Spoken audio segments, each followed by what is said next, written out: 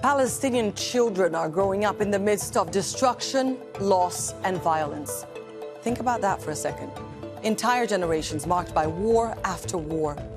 How does that affect the development of a child? And is it even possible to heal such wounds, mental and physical? I'm Anelise Borges, and this is The Stream.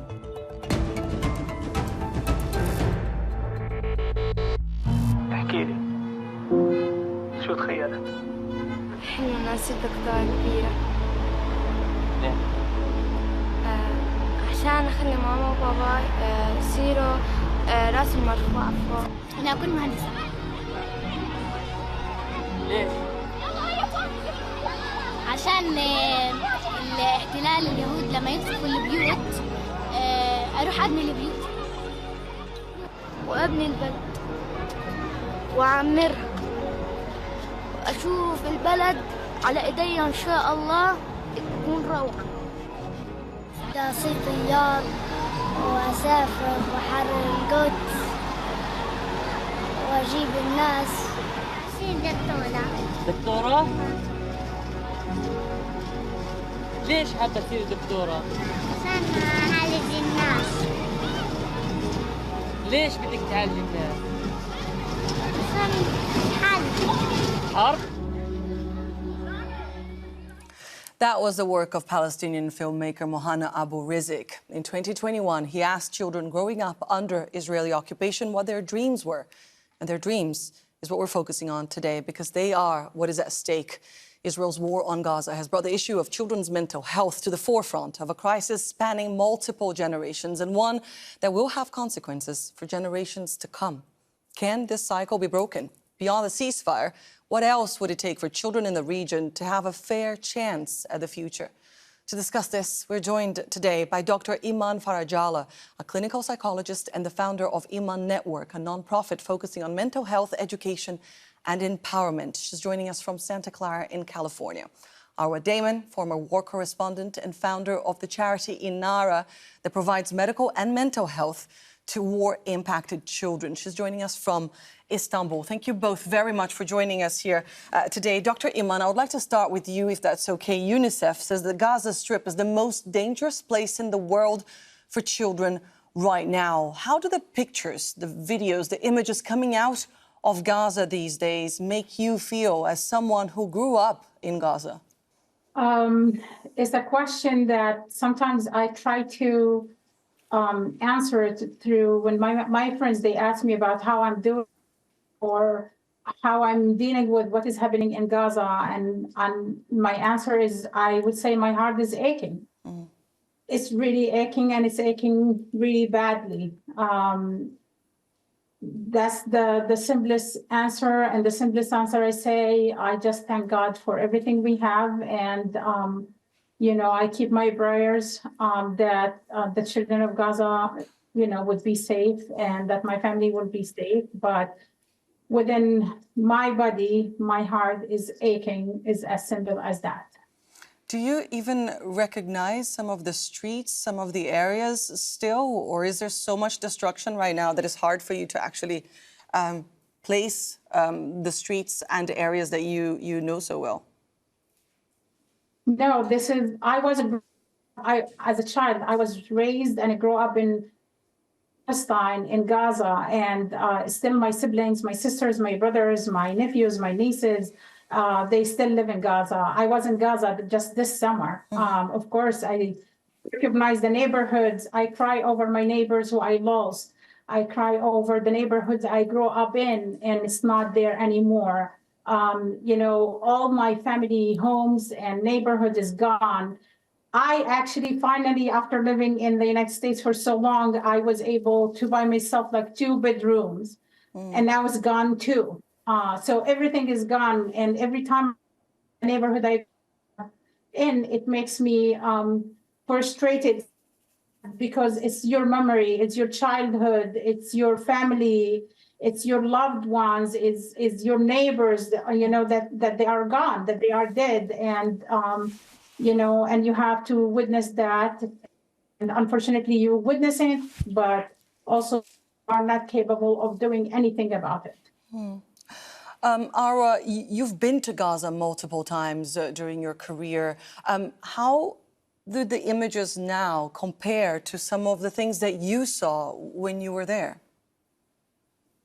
They don't compare. They don't compare to anything that anyone has seen in Gaza before. They don't compare to what we saw in Mosul during the battles that took place against ISIS there. They don't compare to what we saw in Fallujah, or quite frankly, what we've seen in any other war zone, at least not one that I've been to over the last 20 years.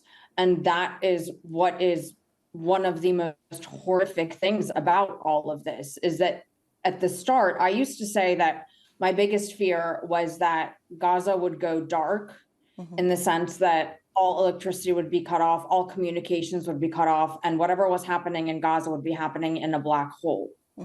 But what's happening now is in some ways even worse, because we're watching it blow by blow, death by death, injury by injury, and we're hearing those children screaming, that visceral, guttural scream that is so primal, so filled with pain, and yet nothing is really being done in any significant sort of way to even begin to ease that. Israel's current bombardment is exposing children to physical danger along with devastating emotional harm. But this war did not start on October 7th. Take a look at this clip put together by the collective Visualizing Palestine. I was born in Gaza in 2007.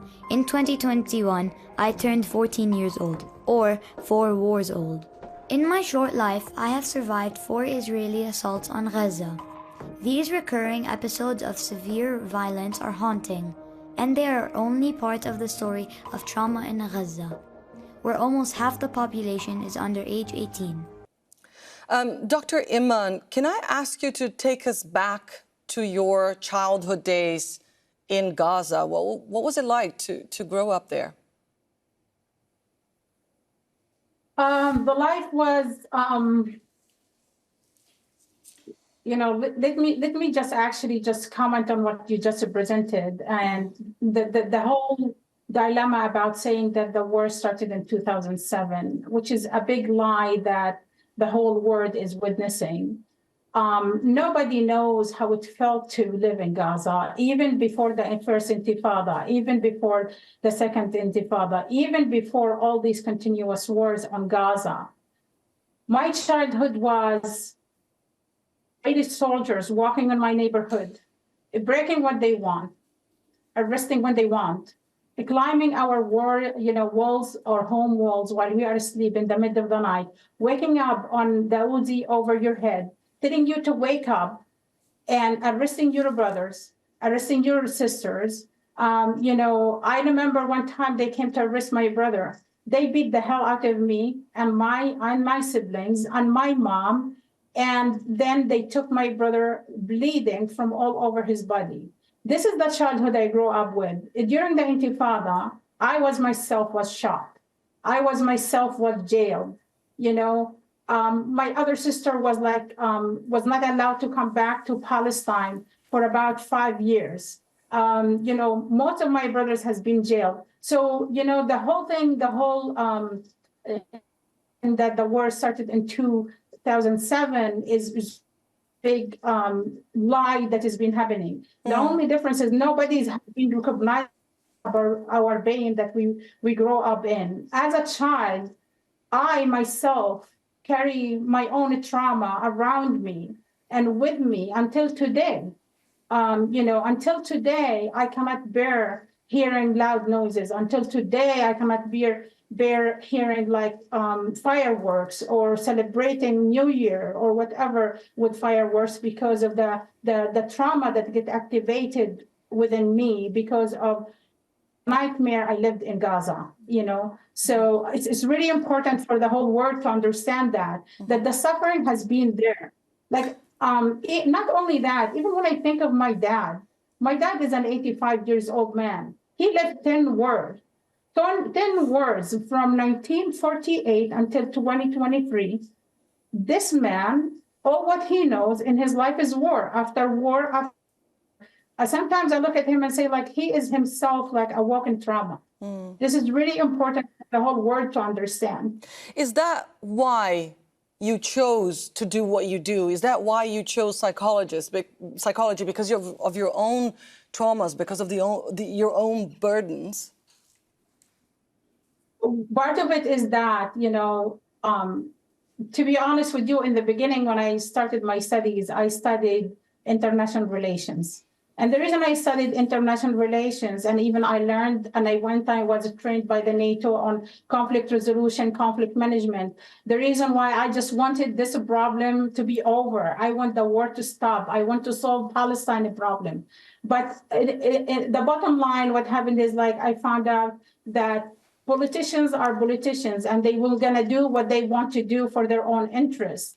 And then at that point, I said to myself, how can I help myself? How can I help the children of Gaza? How can I help my own people? How I can help also children who actually suffer from wars around the world, whether in Yemen, whether in Iraq, whether in Bosnia or anywhere else?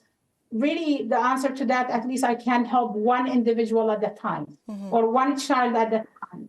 And therefore, I started to study psychology, and I was hoping, by relieving the pain and helping someone to cope with the pain and with the trauma that they have been experiencing, that I'm making a difference in this world. And that is the main reason also why I did study, and I have been for 10 years studying the trauma effect on war and its children in Gaza. Because as a child, I felt like I never been heard. Nobody have been even tackling my trauma. Nobody have ever talked about my trauma. And therefore, I felt the responsibility actually to study these kids, to try to have their voices be heard and to tell their stories. Because there is a huge impact of these words on these kids, and nobody is even looking at that and trying to help, and trying to relieve this trauma that they've been experiencing for years and years and years. I believe Arwa wants to weigh in. Can you start that again?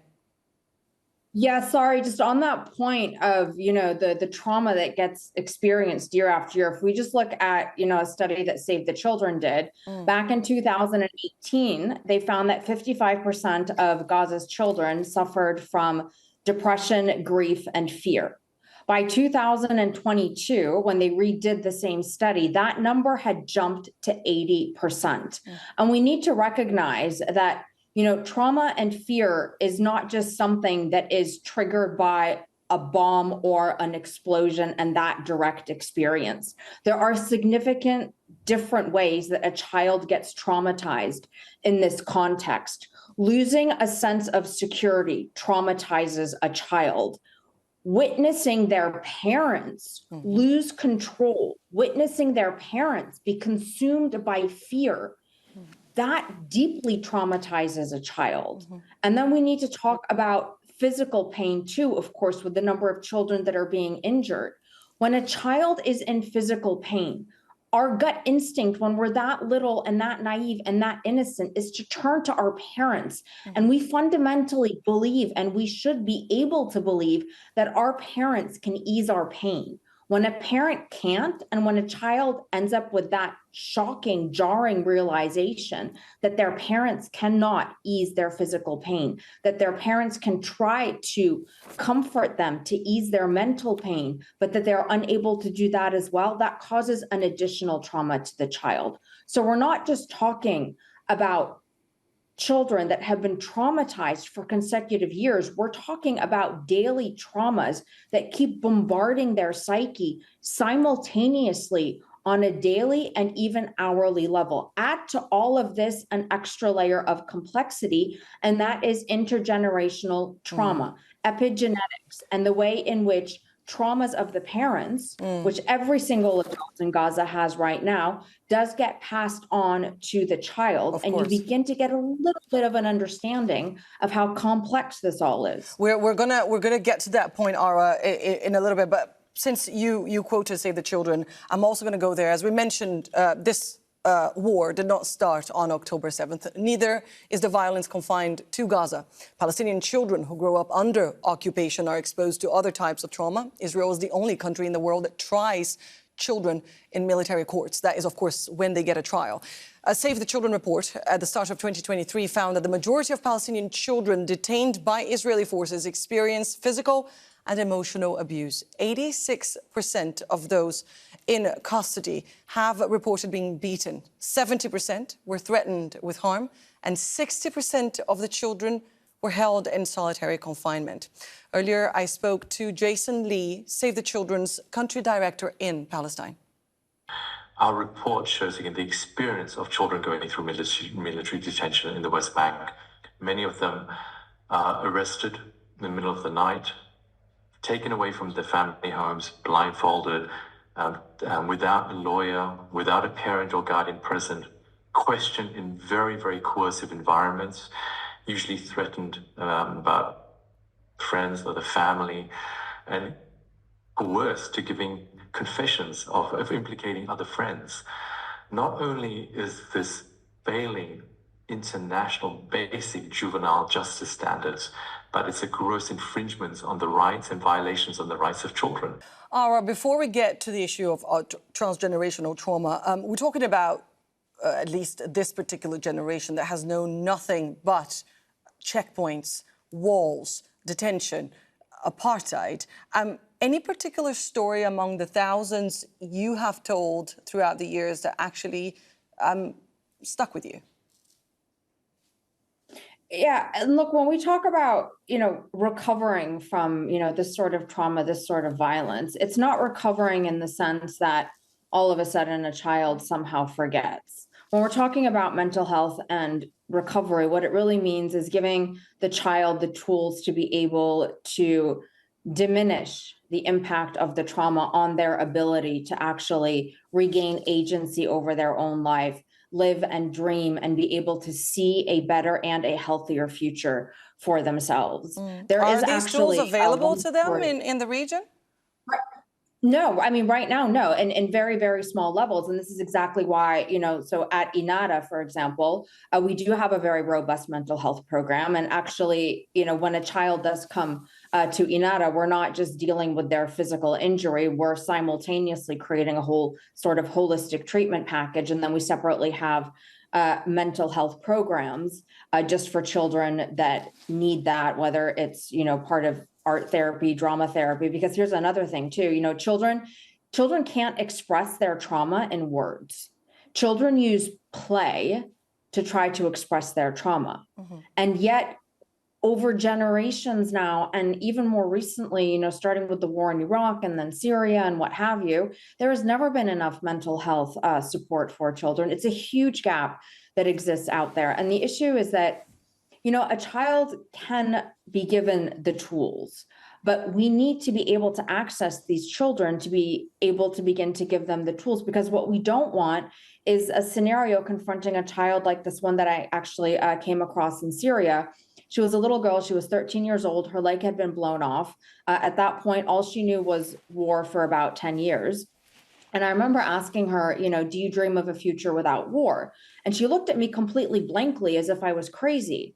And in that moment, I realized that because she was so young when the war started, she had lost her ability to dream of a future without war, because she actually could not even imagine what that would begin to look like.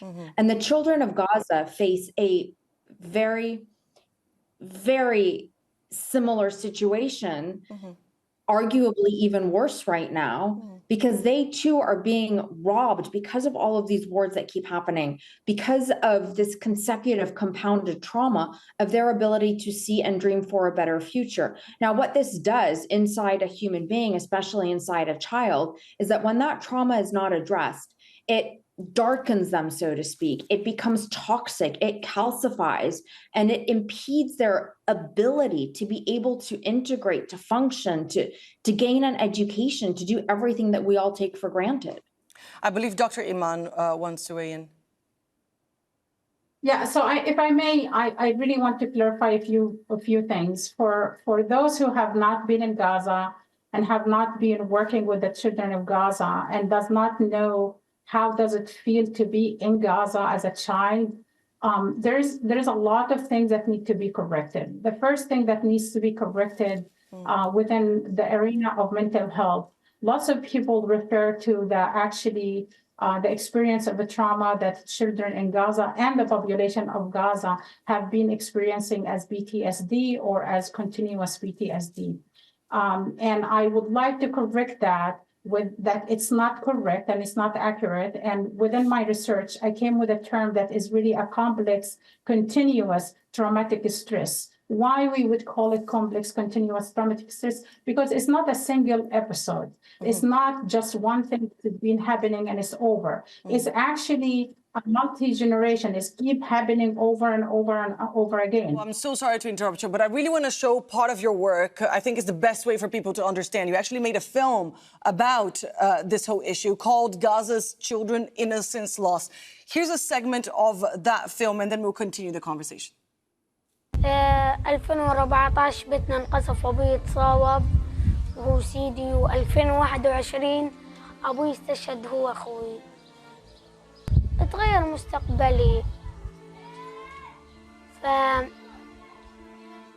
السنين بسرعة ما لحقناش نشبع من ابوي واخوي ما جريت ورا ابوي كنت حزين كثير وكنت رايح أحضن وبوسه آخر مرة في حياتي فكان المشاعر حزين